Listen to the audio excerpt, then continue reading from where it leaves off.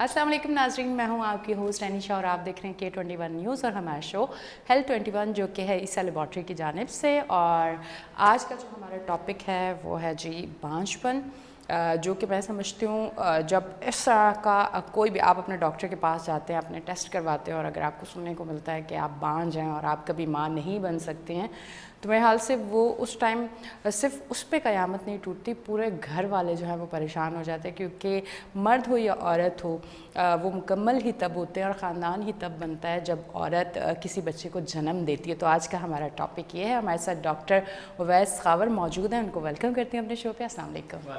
कैसे डॉक्टर साहब? अल्लाह का शुक्र, आप सुना? मैं बिल्कुल ठीक। डॉक्टर साहब, ये एक जो नाम है बांझपन, ये सुन के ही बहुत वो होता है। आप चाहे अगर मैं उसको उस तरफ लेके जाऊं कि अगर कोई बंजर ज़मीन है तो वहाँ भी कहते हैं कि कोई कभी फसल नहीं उगती, और इस तरह से जो केसेस आपके पास आते हैं कि जहाँ फिर आपको ये कहना पड़ता है, तो उस टाइम जो सामने आपके पेशेंट होते हैं उनका क्या रिएक्शन होता है? अस्सलाम वालेकुम। देखें, सबसे पहले तो ये जो लफ्ज़ है बांझपन, इनफर्टिलिटी जी, ये इसको ऑब्सोलीट कर दिया गया। ठीक है ना। अच्छा। अब वर्ड यूज़ होता है सब फर्टिलिटी, यानी कोई ना कोई इशू है जिसको हम रिजॉल्व कर सकते हैं। ऑलमोस्ट 80 to 90% केसेस में ऐसे केसेस हैं जो कि हम उसके इश्यूज़ को रिजॉल्व कर सकते हैं। तो ये लफ्ज़ इनफर्टिलिटी को एक तरह से ये एक टैबू है, इसको ख़त्म कर दिया गया है। अब इसकी जगह हम यूज़ करते हैं वर्ड सब फर्टिलिटी का, ताकि ये थोड़ा सा ये कह लें कि थोड़ा सा लेस पेनफुल है। इनफर्टिलिटी का वर्ड जो है वो काफ़ी पेनफुल वर्ड होता है कपल के लिए। तो देखें, इनफर्टिलिटी के बहुत सारे कॉजेज़ हैं। एक सबसे पहले तो हम इसकी एक कह लें कि इसका मतलब क्या होता है। इनफर्टिलिटी का मतलब ये होता है कि वो पेशेंट जो कि या वो कपल्स जो जिनकी शादी को 1 साल का अरसा गुजर गया हो और वो कंसीव नहीं कर सक रहे, यानी कि औलाद से महरूम हैं और साथ रह रहे हैं जी, तो उनको हम कहते हैं कि इनमें कोई ना कोई इशू है। या अगर फीमेल की एज 35 ईयर से ज़्यादा हो गई है और 6 मंथ हो चुके हैं शादी को और कंसीव नहीं हो पा रहा है, तो ऐसे कपल्स को डॉक्टर्स के पास रुजू करना चाहिए, प्रॉपर डॉक्टर्स के पास रुजू करना चाहिए जो इस फील्ड के स्पेशलिस्ट हों। तो कॉजेज़ की हम बात करते हैं तो कॉजेज़ तो हमारे पास बहुत सारे हैं, बहुत फीमेल के डिफरेंट कॉजेज़ हैं, मेल के डिफरेंट कॉजेज़ हैं, जेनेटिक कॉजेज़ आ जाते हैं इसके अंदर। मतलब जितने ज़्यादा आपने जो ज़्यादा केसेस देखे हैं वो क्या अलामत आपको ज़्यादा जाहिर हुई कि इसकी वजह से? देखिए, इसमें मल्टीपल कॉजेज़ हैं। इसमें हमारे पास जैसे कि अगर आप फ़ीमेल की बात करें तो उसमें पीसीओ के केसेस बहुत ज़्यादा हैं। वेट की वजह से, लाइफस्टाइल चेंजिंग की वजह से, हमारी डाइट की वजह से, हार्मोनल इम्बैलेंसेस की वजह से। मेल की जब हम बात करते हैं तो मेल में भी इसी तरह से हमारे पास ऐसे कॉजेज़ आते हैं जहाँ पे हमारे जैसे हम फीमेल की जब बात करते हैं तो वहाँ पे ओबेसिटी एक बहुत बड़ा फैक्टर है, मोटापा, ठीक है ना, उसकी वजह से। लेकिन अगर हम दूसरी तरफ पे देखें तो मेल में भी यही एक बहुत बड़ा इशू है। मोटापे की वजह से, ओबेसिटी की वजह से इंसुलिन रेजिस्टेंस डेवलप हो जाती है और जिसकी वजह से स्पर्म्स का फंक्शन जो है वो ख़राब हो जाता है। अच्छा। हमारा सबसे बड़ा डायलेमा ये है कि अगर किसी कपल की प्रेगनेंसी नहीं हो पा रही है तो सबसे पहले जो प्रेशर आता है वो आता है फीमेल के ऊपर। बिल्कुल ऐसा ही है, ठीक है ना। सबसे बड़ा हमारा ये एक एथिकल डायलेमा है हमारे साथ कि हम ये नहीं सोचते कि इशू मेल की तरफ भी हो सकता है। जो नज़ला गिरता है वो हमारा फीमेल के ऊपर गुजरता है, उसकी इवन अपने घर वालों की तरफ से भी, ये नहीं कि सिर्फ इन लॉज की तरफ से, उसके अपने घर वालों से। और फीमेल खुद भी अपने आप को अंडर प्रेशर फील करती है। उसकी किसी सहेली का बच्चा हो गया, उसकी बहन की शादी उसके साथ हुई थी, उसका बच्चा हो गया, उसके घर में किसी और की फैमिली में बच्चा हो गया, शी डेवलप स्ट्रेस। बिल्कुल, स्ट्रेस एक बहुत बड़ा एलिमेंट है जो कि प्रेगनेंसी को नहीं होने देता। अच्छा, ठीक है ना। और स्ट्रेस तो अब जो इस टाइम मैं समझती हूँ जो वक्त चल रहा है वो आपको किसी भी वजह से हो सकता है, जितनी महंगाई, बेरोजगारी, फिर कुछ भी है, स्ट्रेस एक औरत किसी भी वजह से हो। हाँ, और वो तो लाजमी है, स्ट्रेस किसी भी वजह से। लेकिन औलाद ना होने का स्ट्रेस इन सब स्ट्रेस से सबसे ज़्यादा है, सबसे ज़्यादा। बिल्कुल, ठीक है। ऐसा ही तो हमें इवन कि गायनेकोलॉजिस्ट को मैं रिक्वेस्ट करूँगा कि या जो भी जनरल फिजिशियन जिनके पास फर्स्ट टाइम कपल रिसीव होता है, अगर वो देखते हैं कि फ़ीमेल में कोई ज़्यादा बड़ा इशू नहीं है, यहाँ जब भी कपल रिसीव होता है वो मेल की इन्वेस्टिगेशन ज़रूर कराएं, ठीक है, जस्ट एक सिंपल सीमेन टेस्ट। जिस मुआशरे में मेल की जब इन्वेस्टिगेशन करवाना, रिपोर्ट्स और ये सारी चीज़ें, तो यहाँ से आप ज़्यादा बेहतर जानते हैं, शायद मैं कम बताऊँ आपको से। ये एक मुश्किल काम है। इसीलिए मैंने कहा ना ये एक एथिकल डायलेमा है हमारे पास कि मेल को राज़ी करना कि वो इन्वेस्टिगेशन करवाए अपनी, क्योंकि I have seen a lot of cases, ऐसे केसेस मैंने देखे जिनमें 8-8 साल 10-10 साल हो गए शादी को, इवन के हस्बैंड ने फर्स्ट मैरिज के बाद सेकंड मैरिज भी कर ली, 10 साल गुजरने के बाद उसको पता चलता कि इशू तो उसका था। देखिए अब वो बेचारी जो फीमेल थी उसकी क्या गलती थी, कोई नहीं, और इस तरह से हमारा सोन चलता रहता है मामला। तो हमारे यहाँ सबसे पहले जो, क्योंकि देखिए फीमेल को इन्वेस्टिगेट करने के लिए हमें बहुत सारे लंबे चौड़े टेस्टों की ज़रूरत होती है, हार्मोन प्रोफाइल कराना है, मल्टीपल चीज़ें होती हैं। मेल में सिर्फ एक टेस्ट है, semen analysis. Proper fertility lab से सीमेन एनालिसिस करा लिया जाए, हमें सारी कहानी पता चल जाती है कि मेल में इशू है कि नहीं है। तो अगर वहाँ है नहीं है, go ahead treat the female patient. अगर वहाँ पे इशू है तो हमेशा दोनों को, कपल को कंबाइंड ट्रीटमेंट होनी चाहिए एक साथ, क्योंकि हमारे पास बहुत सारे ऐसे छोटे छोटे से इश्यूज़ होते हैं जिनको ओवरलुक कर दिया जाता है, जिनके ऊपर ज़्यादा एम्फेसाइज नहीं किया जाता। अब मैं एक सिंपल सी मिसाल लेता हूँ कि हमारे यहाँ गायनाकोलॉजिस्ट या इवन जनरल फिजिशियंस सीमेन टेस्ट कराते हैं, वो 2-3 मोटी मोटी चीज़ें देखते हैं, उनको ट्रीट कर रहे होते हैं। एक जस्ट सिंपल सा इन्फेक्शन होता है, उसको ओवरलुक कर दिया जाता है, उसको नहीं देखा जाता कि इस रिपोर्ट में इन्फेक्शन भी है। जस्ट इन्फेक्शन को ट्रीट करने से बाकी पैरामीटर खुद ब खुद ठीक हो जाते हैं, तो पेशेंट कंसीव कर जाता है। तो हमें थोड़ा सा, अभी मैं पहली बार देख रही हूँ कि आप एक डॉक्टर होके बता रहे हैं, डॉक्टर को भी ये देखना चाहिए, मतलब पहली बार मैं ऐसा देख रही हूँ, वरना ऐसा होता नहीं है। हमारे यहाँ मसला ये कि एंड्रोलॉजी की प्रॉपर ट्रेनिंग नहीं है और एंड्रोलॉजी की गाइडेंस भी नहीं है। अब मेजॉरिटी हमारे यहाँ यूरोलॉजिस्ट जो है वो एंड्रोलॉजी ट्रीट कर रहे होते हैं। Andrology is a part of urology, but urologist के पास बहुत सारे काम होते हैं, तो शायद इस वजह से वो इस पे ज़्यादा एम्फेसाइज नहीं करते इन चीज़ों के ऊपर। बट ये एक हमारा बड़ा इशू है कि प्रॉपर मैनेजमेंट चाहिए इनफर्टिलिटी के पेशेंट्स को। It's not just only the report to be treated, but उसके साथ हमें हर केस जो है वो इंडिविजुअलाइज करना पड़ता है।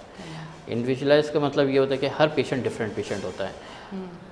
साथ साथ वो फैक्टर्स जो डाइटरी फैक्टर्स हैं, उसकी लाइफस्टाइल में, जैसे मोटापे की मैंने बात की, इसी तरह से टॉक्सिन्स, बहुत सारे पेशेंट ऐसे होते हैं जो कि ऐसे एनवायरनमेंट में काम कर रहे होते हैं जहाँ पे टॉक्सिन से वो एक्सपोज हो रहे होते हैं, केमिकल इंडस्ट्रीज़ के अंदर काम कर रहे होते हैं, टोबैको हिस्ट्री होती है, पेंट इंडस्ट्रीज़ के अंदर काम कर रहे होते हैं, इवन जो हमारे यहाँ फार्मर्स हैं वो पेस्टिसाइड्स के साथ उनका कांटेक्ट होता है। डॉक्टर साहब आप सर माजरत के साथ आप एक चीज़ थोड़ा सा मैं इस पर भी ज़रूर बात करना चाहूँगी कि जिन औरतों को ब्रेस्ट कैंसर होता है उनको भी कंसीव करने में प्रॉब्लम होता है, थोड़ा सा अगर उस हिसाब से देखिए डिपेंड करता है कि हार्मोनल इम्बैलेंसेस के ऊपर सारी चीज़ जाती है। अगर हार्मोनल इम्बैलेंसेस हैं तो फिर डेफिनेटली कंसीव करने में प्रॉब्लम हो सकती है। अच्छा, ठीक। अच्छा डॉक्टर साहब, अब मुझे बताएं कि जितना एडवांस दौर आ चुका है, हम जिन बीमारियों का नाम लेते भी खौफ खाते हैं कि नहीं इस बीमारी का नाम ना लो, उन बीमारियों का भी इलाज है। तो फिर जहाँ ये बात आती है कि मैं आसान अल्फाज में बार बार बांझपन इसलिए कह रही हूँ कि हमें वो लोग देखते हैं जो लोग हमारी बातें मुश्किल नहीं समझ पाते, और इस प्रोग्राम का मकसद ये है कि हम हर सवाल को भी मैं कोशिश करती हूँ कि आसान करके करूँ ताकि वो लोग समझ जाएं। ये शो उन लोगों के लिए कि उनके लिए राहें आसान हो जाए। बहुत अच्छी बात है। तो डॉक्टर साहब ये मुझे बताइएगा, इस दौर में भी क्या ऐसा है कि कोई ऐसा स्टेज है या कोई बांझपन की एक ऐसी चीज़ है जहाँ फिर आप कभी ना माँ बन सकते हैं ना आप बाप बन सकते हैं, चाहे वो औरत में कमी है या मर्द में है, इतने एडवांस दौर में भी? थोड़ा इस हवाले से कुछ कहेंगे? देखें इस तरह के केसेस हैं, लेकिन देखें अल्लाह ताला ने हर बीमारी का इलाज रखा है, ठीक है ना। ऑलमोस्ट 70 to 80% केसेस ऐसे होते हैं जो कि ट्रीटेबल होते हैं, ठीक है ना। कुछ केसेस ऐसे होते हैं जिनमें आपको कॉज का भी पता नहीं होता, जिसको हम ऐसे केसेस होते हैं जिनमें आपका कॉज आइडेंटिफाई नहीं होता, सब कुछ ठीक आ रहा होता है बट स्टिल कंसीव नहीं हो रहा। लेकिन बाज़ केसेस ऐसे होते हैं जहाँ आपको स्ट्रेट फॉरवर्ड नज़र आ रहा होता है कि ये ट्रीटेबल नहीं है।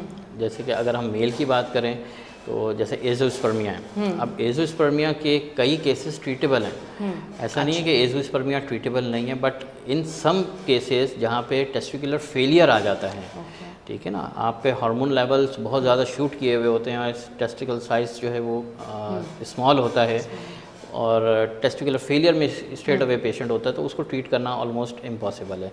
इसी तरह से फीमेल पेशेंट के अंदर प्रीमेच्योर ओवेरियन फेलियर है। अब बाज़ दफ़े पेशेंट जो है वो यंग होती है 23, 24 ईयर्स, 25 ईयर्स, और वो ओवेरियन फेलियर में चली जाती है, ठीक है। तो ये ऐसे कॉजेज़ हैं जिसकी के ट्रीटमेंट ऑलमोस्ट इम्पॉसिबल है जी, नेक्स्ट टू इम्पॉसिबल। अच्छा डॉक्टर साहब, जो लोग हमें देख रहे हैं, क्योंकि हम थोड़ा सा रहन सहन ऐसा है, जितने भी एडवांस हो चुके हैं, सोशल मीडिया यूज़ करते हैं, सारी चीज़ें हमें पता है, फिर भी कहीं ना कहीं बच्चियां बहुत सारी चीज़ें अपने वालिदैन को बताते हुए रुक जाती हैं कि शायद ये बात करने वाली नहीं है। अब मुझे एक दिन किसी ने पूछा कि पीरियड्स तो एक बीमारी है, मैंने कहा ये बीमारी तो नहीं है, तो लोग इसे बीमारी समझते हैं। तो लोग, और दूसरी जानिब ये भी, दूसरी तरफ ये भी है कि अगर आपको कोई पीरियड्स में प्रॉब्लम है कि डेट आपकी टाइम पे नहीं आ रही, 3-3 महीने नहीं आ रही, या फिर बहुत ज़्यादा आ रही है, तो ना माँ को बताना है ना बाप को बताना है। तो मुझे ये बताएं, जिन बच्चियों के पीरियड डिस्टर्ब होते हैं, जिनको पीरियड्स टाइम पे नहीं आते, कोई भी प्रॉब्लम होती है, तो आया आगे जाके फिर वो इन चीज़ों को भी फेस करती हैं? देखें, बिल्कुल पीरियड ना प्रॉपर आने की वजह ही यही है कि कोई ना कोई इशू चल रहा है, हार्मोनल इम्बैलेंस है या PCOS का इशू है, वट एवर, कोई ना कोई इशू तो है उसके अंदर जिसकी वजह से इसको ये इशू हो रहा है। और अगर पीरियड प्रॉब्लम रहेगी, परसिस्टेंट रहेगी, तो डेफिनेटली फर्टिलिटी का इशू में उसको फेस करना पड़ेगा। इसका आपका क्वेश्चन बड़ा वैलिड है और बड़ा अच्छा है। इसका सबसे बड़ा इशू है कि हमारे यहाँ पेरेंट्स की बच्चों के साथ बॉन्डिंग नहीं है। इवन के मदर की अपनी बच्चियों के साथ बॉन्डिंग होनी चाहिए। अगर वो नहीं होगी तो definitely the daughter will not share the things with the mother. वो बच्ची अपनी मदर के साथ चीज़ें शेयर नहीं करेगी, फिर कहाँ जाएगी? वो अपनी सहेलियों के पास जाएगी। और सेम एज इट इज़, जैसे कि मेल के अंदर है कि बच्चा जो है वो अपने फादर के साथ शेयर नहीं करता, तो वो अपने दोस्तों के साथ जाके शेयर करेगा। अब उनका जो एक्सपीरियंस होगा वो उसके साथ शेयर करेंगे, अब वो अच्छा हो या बुरा हो। अब वो बच्चा उस चीज़ को माइंड में लेके आगे अपनी लाइफ को साथ लेके चलेगा, और स्टिल कहीं ना कहीं वो ड्रॉबैक में जाएगा। अब ये डॉक्टर साहब एक चीज़, ये मैं क्लास 9 में थी और मेरे साथ एक मेरी फ्रेंड होती थी, उसका यही प्रॉब्लम था कि उसको क्लास 9 तक पीरियड्स नहीं हुए, और उससे अपने फैमिली में, अपने घर में, ना माँ इस चीज़ पे परेशानी ले रही है ना कुछ। उसने मुझे बताया और मैंने अपनी मदर को जाके बताया कि भाई ये इस तरह से है। तो मेरी मदर ने उसकी मदर से जब बात की तो वो फिर डॉक्टर के पास अपनी बेटी को लेके गई, यानी कि वो बच्ची अपनी माँ से कोई बात नहीं कर पा रही थी। यहीं पे उसने मुझसे बात की और मैंने अपनी माँ से की, और मेरी माँ ने उसकी माँ से बात की कि ये प्रॉब्लम है, तुम्हारी बेटी की एज अब ये होगी, इस एज में तो आप एक बार डॉक्टर को ज़रूर दिखा दो, पता चल जाए कोई प्रॉब्लम नहीं है, पर दिखाना लाजमी है। ये मैटर्स यू कैन से कि रिप्रोडक्टिव के हवाले से जो मैटर्स होते हैं, ये जितना प्यूबर्टी लेवल के ऊपर ट्रीट हो जाएं उतना बेहतर होता है। अब मेल के भी इसी तरह से बहुत सारे कॉजेज हैं, फीमेल के भी, जो कि प्यूबर्टी लेवल पे अगर स्टार्ट होते हैं वो वहीं पे ट्रीट हो जाएं तो उनकी सक्सेस रेशियो बहुत अच्छा होता है। अब अगर इन चीज़ों को परसिस्ट करके आगे लेके चलें और वो बच्चा 25-30 साल के अंदर जाके ये सारी चीज़ें डिस्क्लोज़ करता है और इवन वही डॉक्टर के पास आके वो भी आफ्टर मैरिज, तो उनको ट्रीट करना फिर इट्स वेरी डिफिकल्ट। अच्छा डॉक्टर साहब, क्योंकि हमारा जो टॉपिक है उस टॉपिक से मिलते जुलते ही कुछ बातें इसलिए मैं कर रही हूँ कि हमारा प्रोग्राम जो लोग देख रहे हैं शायद उन्हें आज मैं ये समझाना चाह रही हूँ कि ज़रूरी नहीं है कि हम सिर्फ इस चीज़ पर रहें कि बांझपन है। हमें ये देखना चाहिए कि आया जिन जिन रस्तों से हम गुजर रहे हैं शायद हम खुद उस तरफ जा रहे हैं। अब डॉक्टर साहब, बहुत कम उम्र बच्चे सोशल मीडिया यूज़ करते हैं, स्मार्टफोन है, बहुत सारी चीज़ें दिन रात देखते हैं और गलत एक्टिविटीज़ में, मेरे हाल से आप समझ रहे हैं, और देखने वालों को भी मैं कोशिश कर रही हूँ कि ऐसे समझाऊँ कि फैमिली के साथ बैठे हुए तो बुरा ना लगे और चीज़ भी समझी जाए। कम उम्र में ये सारी चीज़ें जहाँ माँ बाप नहीं देखते कि हमारे बच्चे क्या कर रहे हैं, उसके पास एक मोबाइल है, वो गलत एक्टिविटी में जा रहा है और वो अपने साथ क्या कर रहा है, तो आया वो कितना नुकसानदेह है, चाहे वो बच्चा है या बच्ची है। बिल्कुल, देखें मोबाइल गैजेट्स का एक्सेस आजकल सबके पास है, इंटरनेट एक्सेस सबके पास है, और जहाँ पे इंटरनेट की अच्छी खूबियाँ हैं, वहीं पे उसकी बुराइयाँ भी हैं। तो ये पेरेंट की रिस्पॉन्सिबिलिटी है कि वो बच्चे के ऊपर नज़र रखे, उसको लिमिटेड एक्सेस होना चाहिए और पेरेंटल गाइडेंस होनी चाहिए ताकि वो इस तरह की एक्टिविटीज़ में इन्वॉल्व ना हो। डेफिनेटली ये चीज़ें एंड अप होती हैं हार्मोनल इम्बैलेंसेस में, और अगेन जब हार्मोनल इम्बैलेंसेस होते हैं तो ना सिर्फ इनफर्टिलिटी बल्कि और भी बहुत सारी चीज़ें जो है बेसिकली उसका सर्केडियन रिदम जो बॉडी का होता है वो डिस्टर्ब होता है, और उसकी वजह से मेंटल डिप्रेशन, एंग्जाइटी, ये सब चीज़ें आगे जाके फेस करनी पड़ती हैं पेशेंट को। ठीक, एक मर्द और एक औरत के लिए क्या एज होनी चाहिए जिसमें उनको शादी कर लेनी चाहिए?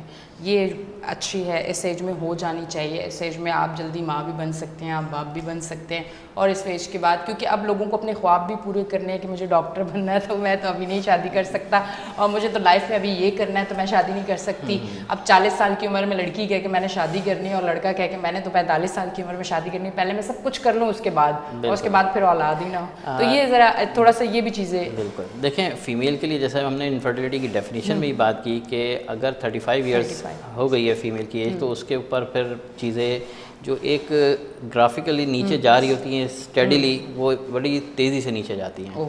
ठीक है ना, तो 35 ईयर्स के बाद ओवेरियन रिजर्व जो है वो कम हो जाता है। ओवेरियन रिजर्व का मतलब ये होता है कि अल्लाह मियां ने जो अंडों की तादाद फीमेल के अंदर रखी हुई है वो 35 ईयर्स के बाद बड़ी तेज़ी से नीचे चली जाती है। तो 30 ईयर्स से पहले फ़ीमेल की age is a good age, और मेल की age is not that matters. Oh my God, doctor साहब मर्द की एज कुछ। अच्छा, वैसे ये तो बड़े हमने बातें भी, बड़े मुहावरे भी सुने हुए, आज जो आपने बात की तो फिर मतलब मुहावरा बिल्कुल सही है। देखें स्पर्म की जो प्रोडक्शन है वो थ्रू आउट लाइफ रहती है। ओके, ठीक है, जैसे मैंने बताया ना कि फीमेल के जो एग रिजर्व हैं जो उसके प्यूबर्टी के ऊपर अल्लाह ताला ने दिए हुए हैं वो उसकी सारी लाइफ रहने हैं, और 35 ईयर्स के बाद मोस्टली वो एग रिजर्व ऑलमोस्ट ख़त्म होने की तरफ चला जाता है, जबकि स्पर्म प्रोडक्शन मेल के अंदर वो थ्रू आउट लाइफ रहती है। Definitely there are many factors जिसकी वजह से स्पर्म कम ज़रूर हो जाती है, लेकिन वो ख़त्म नहीं होती है, वो होती रहती है अनटिल अनलेस कि कोई ऐसा फैक्टर आ जाए जिसकी वजह से वो बिल्कुल ख़त्म हो जाए। ठीक है, मतलब फिर आपने अगर लाइफ में एक अच्छी फैमिली बनानी है तो फिर लड़की की शादी 30 से पहले कर ले, और मर्द जो है जितनी कम एज होगी उतनी, जितनी कम एज होगी मर्द तो फिर कभी भी शादी कर सकता है। ये ज़माना ही मर्द से है, बात तो फिर आ गई। अच्छा डॉक्टर साहब, अब ये बताइएगा कि फिर अब अगर हमारे देखने वाले कोई भी हमें देख रहे हैं, उनकी शादी हुई है और कितने महीने तक अगर कोई रिस्पांस नहीं, कोई खुशी की खबर नहीं है, कुछ नहीं है, तो फिर कितने टाइम के बाद अपने डॉक्टर के पास जाएं, कौन से टेस्ट करवाएं, या किस तरह? हम लोग काफ़ी अर्सा इंतज़ार करते हैं ना, पहले टोटके करते हैं, फिर मशवरे करते हैं, फिर वो जड़ी बूटियाँ लेते हैं, फिर उसमें हम एक लंबा अरसा गुजार देते हैं। कितने टाइम के बाद आप अपने डॉक्टर? 1 साल तक हंसी खुशी रहना चाहिए। ठीक है, कोई स्ट्रेस नहीं लेना चाहिए। इवन मैं जो कपल है उसके मदर फादर और फीमेल के भी मदर फादर दोनों से ये रिक्वेस्ट करूँ कभी प्रेशराइज नहीं करना चाहिए कपल को। 1 साल तक अगर प्रेगनेंसी नहीं होती है तो फिर दे शुड सीक हेल्प। और उसके बाद उनको मेडिकल एडवाइस लेनी चाहिए। जहाँ तक मेल का टेस्ट की बात है, सिंपल सीमेन एनालिसिस, सीमेन का टेस्ट फ्रॉम फर्टिलिटी लैब, ये बहुत ज़रूरी इंपॉर्टेंट चीज़ है, क्योंकि देखें टेस्ट हर लैब से हो जाता है। हमारे यहाँ बहुत रिनाउंड लैब्स भी हैं, but they don't have a proper facility, जो कि प्रॉपर जो हमें रिपोर्ट्स में देखना होता है वो नहीं जज कर रही होती। जो फर्टिलिटी लैब है वो सारे उन पैरामीटर्स को देख रही होती है जो हमें रिक्वायर्ड होते हैं।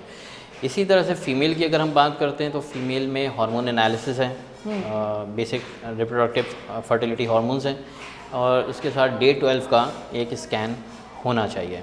उस पर हमें एक डे 2 का स्कैन और डे 12 का स्कैन होना चाहिए। उस पर हमें एग की सिचुएशन पता चल जाती है कि आया ये बेसिक्स हैं।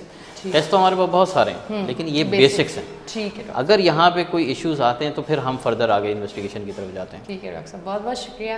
प्रोग्राम का टाइम खत्म हो चुका है और पता भी नहीं चला इतनी सारी बातों में। बहुत बहुत शुक्रिया तशरीफ लेके। Thank you so much. नाजरीन, आप देख रहे थे हमारा शो हेल्थ 21 जो कि है ईसा लेबॉर्ट्री की जानिब से। आज का हमारा टॉपिक, और उस टॉपिक के हवाले से कोशिश की कि सवाल वो किए जाएं जो आप चाहते हैं, और बहुत आसान अल्फाज में करने की कोशिश इसलिए की कि आपको समझ आ जाए। क्योंकि बाज़ दफ़ा जब मैं कुछ लोग मुझे मिल जाते हैं और वो ये कहते हैं कि आप इस तरह से सवाल करती हैं, हमें तो पूरी बात ही नहीं समझ आती, तो फिर हम प्रोग्राम तो हमें समझ नहीं आता। तो इसलिए उसके बाद मेरी कोशिश होती है कि अब जो भी टॉपिक हो उस टॉपिक को बहुत ही आसान अल्फाज में आपके सामने पेश किया जाए, ताकि इस प्रोग्राम से ज़्यादा फ़ायदा आप उठा सकें। अपनी होस्ट एनिशा को दें इजाज़त, फिर मिलेंगे। अल्लाह हाफ़िज़।